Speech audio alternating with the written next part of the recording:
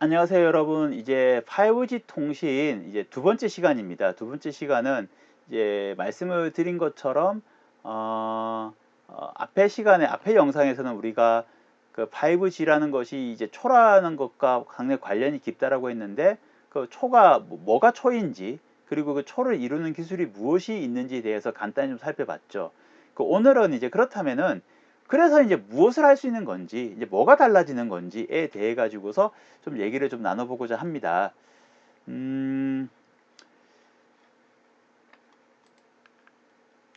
그 5G 하게 되면은 참 우리가 언론을 보게 되면은 여러 가지가 있지만은 뭐 이러한 기사들이 많이 뜹니다. 예를 들어서 뭐 고화질 영화를 뭐 몇 초만 다운로드 받을 수 있다.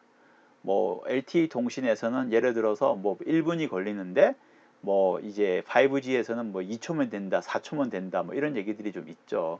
이런 얘기들이 있는데, 근데 사실 이게 뭐 참 그럴듯해 보이기는 하지만은 이게 사실 크게 와닿지는 않아요. 왜냐하면은 예를 들어서 여러분들 내가 내가 영화를 하나 다운받는데 뭐 예를 들어서 뭐 1분 LTE에서는 1분에 다운받고 근데 이제 5G에서는 4초에 다운받는다 했을 때 그것이 과연 나의 어떠한 디바이스를 교체를 할 만한 어떠한 그 니짓거리가 될까요? 그게 그 니짓거리가 될지는 잘 모르겠어요. 영화라는 것을 뭐 물론 이제 뭐 어떤 사람은 뭐 1분 못 기다리겠다, 난 빨리 받아야 된다 이럴 수도 있겠지만은 뭐 1분 정도에 다운 받으나 뭐 4초에 다운 받으나 뭐 크게 그것이 막 어필되는 느낌은 아니에요, 그 부분이. 그래서 실제적으로 이제 5G 서비스가 이제 시작은 됐지만은 뭐 사람들이 빨리 나는 5G를 빨리 쓰기 위해서 나의 디바이스를 교체를 해야 되겠다. 5G 때문에 나는 나의 어떠한 휴대폰을 갖다 바꿔야 되겠어.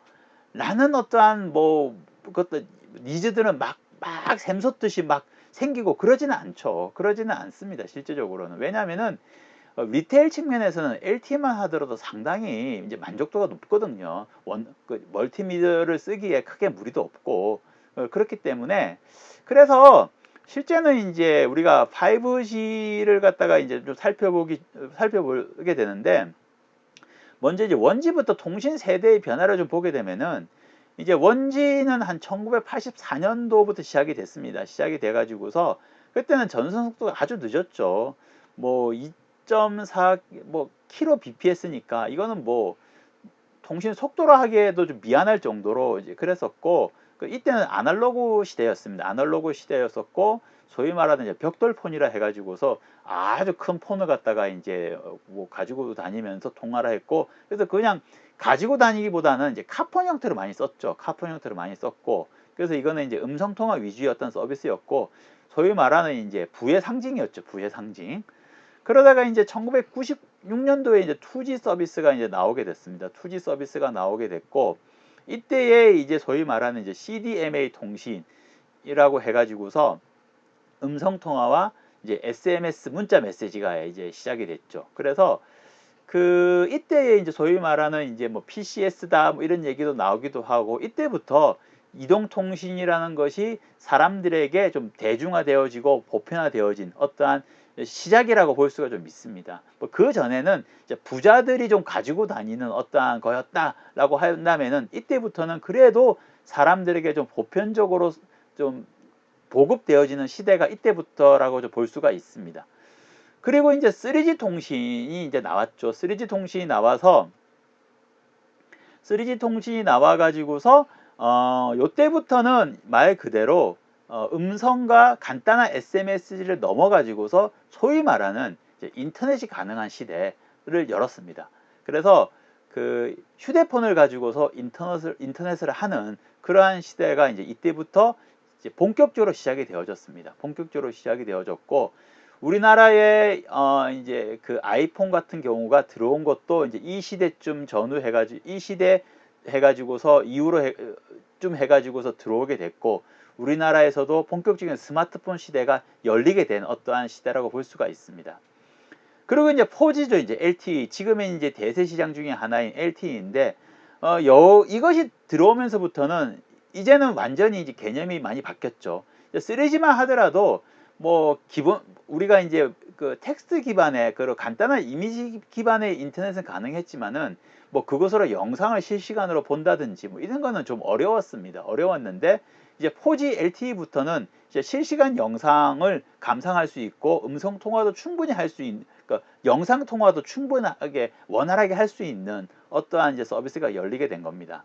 자, 그렇다면 이제 5G 시대가 이제 열리게 됐어요. 열리게 됐는데, 그럼 제가 앞에서 말씀드린 것처럼 4G만 하더라도 개인들이 멀티미디어도 충분히 즐길 수 있고, 그다음에 개인들이 고속 인터넷도 할 수가 있는데, 그럼 5G에서도 그러면 뭐 더 빠른 인터넷, 더 빠른 멀티미디어인가? 라고 볼 수가 있잖아요. 근데 실제적으로는 그래서 많은 전문가들도 얘기하기에는 5G는 그런 리테일보다는 이러한 B2B 시장으로 더 확대가 될 거다라고 예상을 하고 있습니다. 그래서 지금 현재 LTE 이제 이동통신에서는 아직까지는 소위 말하는 이제 뭐 자율주행 자동차라든지 IoT라든지 이런 쪽에다가 접목하기에는 어울리지 않는 통신이에요. 어울리지 않는 통신인데 5G에서는 충분히 가능하다는 거죠. 이러한 부분들이. 왜냐하면은 뭐 단적인 예로 뭐 예를 들어서 그 우리가 자율주행차만 하더라도 한 자율주행차가 가지고 있는 센서가 한두 개가 아닙니다. 상당히 많죠. 상당히 많은데 그러한 자율주행차가 도로에 있는 게 한두 대가 아니잖아요. 그것을 중계기기가 다 커버를 해야 된다고 봤었을 때 어떻습니까? 이것이 아무래도 한 중계기기가 수용할 수 있는 이제 그 어떠한 그 디바이스의 수가 월등히 많아야 되겠죠. 그래서 초연결이 가능해야 된다는 거죠. 그런 측면에서도 LTE보다는 이제 5G 통신이 훨씬 더 유리하고 실제적으로 이쯤 되어야만이 이제 폭발적인 어떠한 이제 성장치와 어떠한 기대치를 갖다가 우리가 가져볼 수가 있습니다. 그래서 지금 말씀드린 것처럼 이제 5G가 들어오게 되면은 가장 이제 많이 활용할 수 있는 영역 중에 하나가 이제 자율주행차 부분이에요. 자율주행차인데 말씀드린 것처럼 그런 초연결도 있지만은 이제 초지연도 상당히 중요합니다. 뭐 예를 들어서 우리가 차가 달리다가 이제 앞에 사람이 나타나거나 어떠한 이제 장애물이 나타났을 때 그 차가 이제 차의 앞쪽에 있는 센서가 작동을 해가지고서 그것을 이제 차의 어떠한 메인 컴퓨터 쪽에다가 전달을 하게 되겠죠. 전달을 하게 되면은 차의 어떠한 메인 장치가 그것을 인지를 해가지고서 이제 브레이크를 갖다가 밟는 이러한 어떤 일련의 어떤 프로세스가 이루어지게 될 텐데 이것이 상당히 찰나간에 이루어져야 됩니다. 찰나간에 이루어져야 되는데 실제적으로 이제 이것을 4G 통신으로서 구현을 하게 되면은 4G에서는 그 제동 거리가 약간의 통신 지연이라는 것이 있기 때문에 제동 거리가 한 1m 전후로 발생을 합니다. 그래서 통신 지연으로 인한 제동 거리가 1m 정도 발생을 하게 되는데 어떻습니까?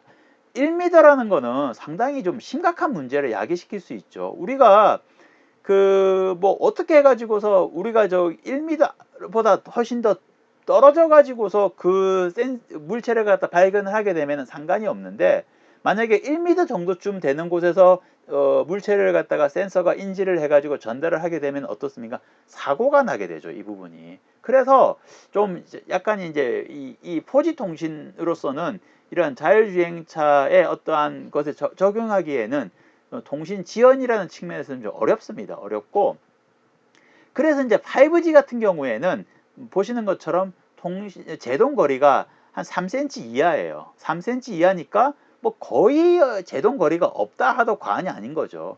그렇기 때문에 이 4G보다는 5G가 자율주행 자동차에 훨씬 더 적합하고 그리고 실제적으로 4G를 적용하기에는 좀 어려운 상태 속에 있습니다.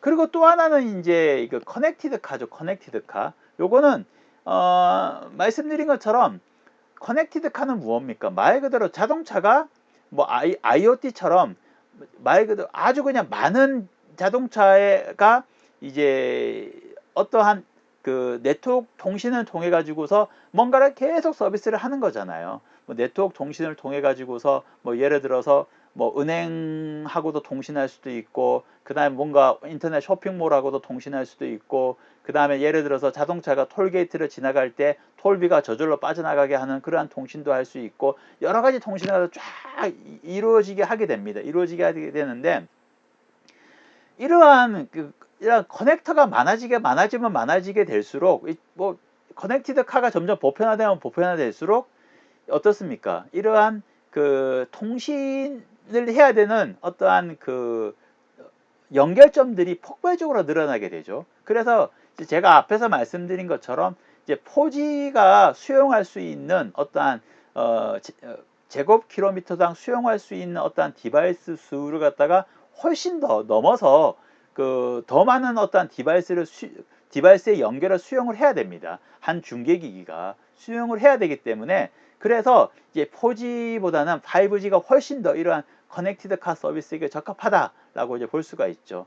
그래서 실제적으로 이제 5G AA, 5G AA라는 이제 그 협회도 그 2016년도에 출범을 했습니다. 출범을 해가지고서 뭐 이거는 말 그대로 5G 기술을 이용해 가지고서 커넥티드 카를 갖다 만들어 좀 발전을 시키는 것을 연구를 하는 협회인데, 뭐 우리나라에서도 뭐 삼성전자라든지 뭐 KT, SKT, 현대자동차 이런 곳이 가입을 해가지고서 현재 활동을 하고 있습니다.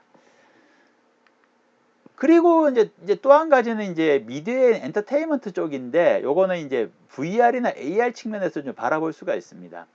지금 현재 그 영상 서비스, 그리고 이제 그 이제 VR 서비스 같은 경우에는 그 어떠한 그 데이터의 용량이 상당히 큽니다. 그럴 수밖에 없어요, VR은. 왜냐하면은 우리가 일반 영상, 평면적인 영상은 그냥 그 하나의 평면적인 건데, VR이라는 거는 360도로 다 우리가 이제 받아들여야 되기 때문에 똑같은 퀄리티에서 똑같은 품질에서 일반 영상으로 쏘는 것과 VR로 쏘는 것에서는 몇 배의 차이가 날 수밖에 없습니다. 영상의 크기가. 그래서 이것을 사실은 4G에서 서비스를 한다고 한다면은 원활한 서비스가 어려워요. 그 많은 용량을 감당하기가 쉽지가 않습니다. 그래서 버퍼링이 생긴다든지, 그다음에 끊김이 생긴다든지 이런 것이 생기게 됩니다. 하지만은 이것도 5G 통신을 하게 된다면은 이러한 버퍼링도 없게 되고 끊김도 발생하지 않는 아주 원활한 서비스가 제공이 가능한 거죠. 이러한 부분들이. 실제적으로 2019년도에 이제 워너원이라는 아이돌 그룹이 있는데, 이것을 이제 KT에서 5G 통신을 이용해 가지고서 이제 그 실시간으로 영상을 갖다가 송출을 했죠. 성공적으로 송출을 해서 상당히 이제 고퀄리티의 영상을 사람들이 이제 볼 수 있게끔 그렇게 이제 서비스를 한 적이 있었습니다. 그래서 제가 여기에 있는 거 보시게 되면은 그 우리가 이제 FHD, 풀 HD라고 부르게 되죠. 풀 HD라고 부르게 되는데, 이게 해상도가 1920입니다. 1920에 1080인데 상당히 높은 어떠한 이제 해상도죠. 해상도인데 근데 이것이 이제 1시간짜리 용량이 나면 24기가쯤 됩니다. 24기가쯤 되는데, 이제 요즘에는 이제 4K가 많이 등장을 하고 있고 4K 서비스를 하려고 애를 쓰고 있잖아요. 4K 같은 경우에는 이거보다 이제 월등히 훨씬 더 많죠. 지금 해상도도 높고, 그 다음에 해상도가 높다는 거는 영상의 용량이 기하급수적으로 커진다는 의미입니다. 그래서 1시간짜리 영상이 한 90기가 정도쯤 되니까 상당히 크죠. 그래서 이제 4G에서는 좀 어렵고 5G의 고속 통신에서 가능한 어떠한 포맷이라고 할 수가 있습니다. 그리고 또 한 가지가 이제 원격 로봇 부분인데, 그 원격 로봇이 왜 LTE보다 5G에서 각광을 받을 수 있냐면은, 이거는 어떠한 예를 들어서 원격 로봇을 한다는 거는 그냥 엔터테인먼트적인 부분도 있겠지만은, 뭔가 산업에 활용을 한다든지, 아니면은 뭐 지금 여기 실제적으로 이제 중국에서 한번 상당히 연구가 되어져 있는 이제 원격 수술 같은 것을 할 때에 이제 쓰게 됩니다. 그래서 산업용으로 쓴다든지 의료용으로 쓴다든지, 이것은 무엇을 말하게 됩니까? 상당히 이게 안정적인 어떤 통신의 보장이 돼야 됩니다. 뭐 예를 들어서 뭐 지금 밑에 있는 그림처럼 그 19년도 1월 달에 이제 그 유니컴 연구소에서 이제 50km 떨어진 곳에서 원격으로 그 실험용 돼지의 간을 갖다 절제라는 수술을 갖다가 했습니다. 했는데 그것을 갖다가 이렇게 5G 통신을 이용해 가지고서 원격으로 한 거죠. 원격으로. 그런데 수술 중에 통신이 끊어지면 어떻게 되겠어요? 또는 수술 중에 통신 지연이 발생하면 어떻게 되겠습니까? 큰일이죠. 그거는 아주 문제가 생길 수 있습니다. 그래서 안정적인 통신과 그다음에 지연 없는 통신 이런 것들이 보장이 되어져야 되기 때문에 그래서 5G 어떠한 특성으로서 적용을 했을 때 이러한 부분들이 커버가 가능하죠. 그래서 상당히 좀 이제 이러한 산업용 로봇이라든지 이러한 원격 의료용 서비스에서는 5G가 적합하다라고 할 수 있습니다. 그래서 이제 원격 수술 같은 것, 원격 의료가 얘기가 나와서 그러는데 사실 우리나라에서는 아직까지는 좀 어렵습니다. 왜냐하면은 이제 의료법상 우리나라는 원칙적으로는 이제 원격 진료가 이제 금지되어 있습니다. 금지되어 있는데 지금 중국에서는 상당히 연구가 되고 있어요. 상당히 연구가 되어져 가지고서 말씀드린 것처럼 이제 그 실험용 돼지간 절제도 했지만은 뭐 그것도 그리고 실제 인간을 대상으로 해 가지고서도 그 일정 부분 이제 그 적용한 사례도 뭐 나오죠. 작년 3월 달에 나와 시술한 사례도 하게 되는데 이게 중국에서 이렇게 이제 원격 의료 5G 통신 기반의 원격 의료와 원격 수술을 갖다가 상당히 많이 투자를 하고 연구를 많이 하고 있는데 그거는 중국이 원체 땅이 넓은데 그 의료진의 수는 한정이 되어 있지 않습니까? 병원도 한정이 되어져 있고 그렇고 그것이 그러한 의료진과 병원들이 대부분 다 그 대도시 위주로 다 세팅되어져 있기 때문에 그 이제 저 내륙 지방 저 안쪽에 있는 저 시골 지방이라든지 소도시에서는 좀 그러한 원활한 서비스를 받기가 힘듭니다. 그래서 그것을 갖다가 좀 이러한 의료적인 차별성을 갖다가 해결하기 위해 가지고 중국에서는 지금 이제 그 이제 5G 통신 기반의 원격 수술과 원격 의료를 갖다 많이 연구하고 있는 상태에 있습니다. 그리고 요거는 이제 일본의 오리레 카페라는 건데 요게 뭐냐면은 오른쪽에 보시고 있는 것이 이게 이제 카페예요. 커피 팔고 뭐 차 팔고 뭐 케이크 팔고 하는 카페인데 여기에서 이제 그 지금 이렇게 서빙을 하고 있는 것이 이제 사람이 아니라 서버들이 사람이 아니라 로봇이죠. 로봇이 돌아다니면서 커피도 전달해주고 주문도 받고 이제 하게 됩니다. 하게 되는데 근데 이것을 갖다가 왜 제가 이제 원격 로봇이냐 이것이 뭐 자율주행 로봇처럼 자기가 스스로 막 움직이고 하는 게 아니고 원격으로 움직이는 건데 이 원격 조종자가 이러한 이제 장애를 가지신 분들이에요. 전신이 불수가 돼 가지고서 움직이지 못하시거나 이런 분들. 그래서 이 회사의 이제 대표이사 이제 CEO가 이제 얘기를 한 건데 자기가 이러한 로봇을 갖다가 이제 개발을 했죠. 개발을 했는데 뭐 이것을 갖다가 이제 개발하는 원인 중에 하나가 좀 이러한 그 이제 좀 움직일 수 없는 어떤 환자들의 어떤 그 사회적인 인터랙션을 갖다가 좀 길을 열어주고 싶었다. 그렇기 때문에 이제 이렇게 이러한 어떠한 로봇을 만들었고 그리고 실제 이 카페도 이 회사에서 안테나 샵으로 연 거예요. 열어 가지고서 제공을 하고 있는 상태에 있습니다. 그래서 왼쪽에 보시는 이러한 중증 장애인들 움직이지 못하시는 분들이 이제 예를 들어서 뭐 안구 마우스라든지 손으로 움직일 수 있는 분들은 이제 일반 마우스로 가능하겠죠. 이런 걸 통해 가지고서 여기에 있는 로봇을 갖다 조정을 하게 되고 그리고 본인이 이제 말을 갖다 하게 되면은 이 로봇의 어떠한 스피커를 통해 가지고서 그 본인의 말하는 것이 나오게 됩니다. 그 손님들이 그 주문을 하고 또 얘기를 하잖아요. 그러면 로봇이 가지고 있는 어떠한 어떤 기능을 통해 가지고서 그 소리가 이 장애인분들에게 전달이 되어지게 되고 그래서 실제적으로 이 로봇이 아바타 같은 역할을 하는 겁니다. 아바타 같은 역할을 해가지고서 인터랙션을 하는 이제 그러한 어떤 현상을 구조를 가지고 있죠. 그래서 상당히 이거는 참 우리가 뭐라고 할까요? 참 좀 영감을 주는 어떤 내용인 것 같아요. 영감을 주는. 그래서 그 영화 아바타에도 그 이제 걷지를 못하는 어떠한 그 주인공이 아바타를 통해 가지고서 활동을 하는 거 볼 수가 있잖아요. 그래서 아마 이렇게 좀 장애를 가지신 분들이 뭔가 물론 이제 뭐 여러 가지 성향이 있겠지만은 뭔가 소셜적인 어떤 활동을 하고 싶으신 분들도 있으실 거 아니에요. 근데 본인의 어떠한 이러한 신체적인 문제 때문에 그것이 잘 안 됐을 때 이런 것을 통해 가지고서 외부 세상, 외부에 있는 사람들하고 인터랙션을 하고 그리고 뭔가 이렇게 일을 할 수 있는 것이 가능한 거죠. 그리고 실질적으로 이 카페에서도 장애를 가진 이러한 환자분들이 이러한 로봇을 통해 가지고서 일을 하게 된 것을 갖다가 일이라고 인정을 하고 일정 부분 월급을 지급을 합니다. 실제적으로 단순하게 그냥 한번 해보십시오라고 하는 게 아니라 종업원으로서 채용을 한 거죠. 그러니까 그래서 요 카페가 이제 안테나 샵으로서 일본에서 오픈이 되어져 가지고서 지금 운영이 되어지고 있습니다. 지금 현재도. 자, 그렇다면은 이제 5G 서비스가 이제 이런 것들이 있다라고 말씀을 드렸는데, 이제 앞으로는 이제 남은 과제가 뭐냐?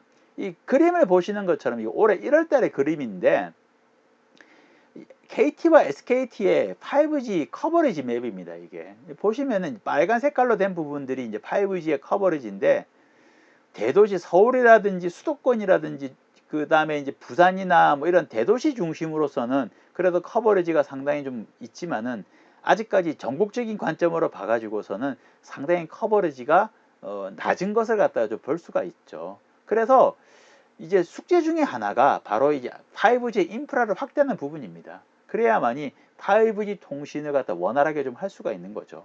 그래서 지금 현재의 5G는 사실은 NSA라고 이제 우리가 부르게 됩니다. NSA인데 요거는 뭐냐면은 5G 인프라가 부족하니까 기존의 4G 인프라를 갖다가 같이 쓰는 거예요. 같이 쓰니까 아무래도 어떻습니까? 통신의 속도가 5G만큼 나오지가 않죠. 원래 5G 기술 스펙이 제시하고 요구하고 있는 그 정도 속도가 나오지 않고 그 정도 서비스가 제공될 수가 없습니다. 그런데 이제 인프라가 점점 발달하게 되면은 이제 SA로 이제 전환이 되어지게 되겠죠. 그러면은 이제 우리 원래 ITU에서 발표를 했던 그 5G의 어떠한 기술 스펙을 점점점 만족해 가고 만족하는 그러한 어떠한 것으로서 발전해 나갈 것이다 라고 좀 봐주고 있습니다. 그래서 이러한 부분들이 이제 우리의 5G의 서비스 확대를 위한 하나의 이제 장기적인 과제로서 풀어야 될 과제라고 할 수가 있습니다. 이렇게 해서 5G에 대해 가지고서 좀 알아봤고, 요 부분이 새로운 통신으로서 상당히 각광을 받는 부분인데, 좀, 여러 가지 측면에서 우리에게 좀 새로운 기회를 줄 수 있는 통신이 아닌가 생각을 해보게 됩니다. 한번 관심을 가지시는 것도 괜찮지 않을까? 뭐, 그렇게 생각을 해보게 되네요. 예, 경청해 주셔서 감사합니다. 이상 마치겠습니다.